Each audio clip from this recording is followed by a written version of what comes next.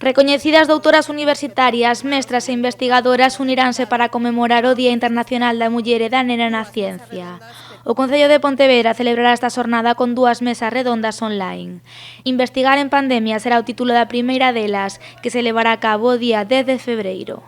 Podemos ter unha idea de como vai esta situación se lemos un informe de investigación feito pola Universidade de Vigo que leva por título Xénero e Investigación Científica na Universidade de Vigo en tempos da COVID, que xa nos pode sinalar un pouco o camiño. A revisión e a produción de artigos científicos durante o confinamento, este estudo revela que no caso dos investigadores varones se mantivo o volumen de produción nun 75%, mentras que no caso das mulleres este volume de produción caiu ao 58,6%.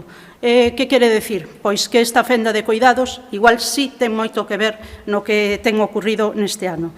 A segunda mesa redonda terá lugar o 11 de febreiro. Neste foro debaterase sobre como a pandemia está afectando o bacharelato de excelencia en ciencias e tecnoloxía.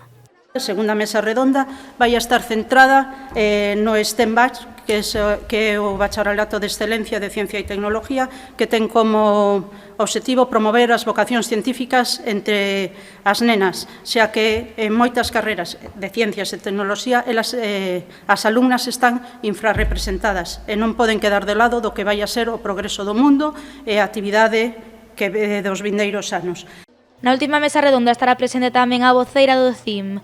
Rosa Campos quiso poñer o seu foco sobre a importancia de dar maior visibilidade ao traballo que fan as mulleres na ciencia. Como só se pon apelidos nos traballos científicos, non te falan de autores, e esos autores, xa digo autores, porque son apelidos, inmediatamente a túa cabeza vai a que é un home, non? O que está facendo ese traballo, o que fixo ese traballo. E realmente, porque o sistema de nomenclatura nas propias universidades e tal, pide que sexa así, non?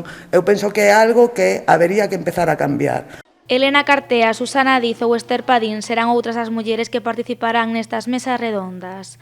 Os dous debates emitiránse a partir das 8 da tarde a través das canles de YouTube de GECiencia e do Concello de Pontevedra.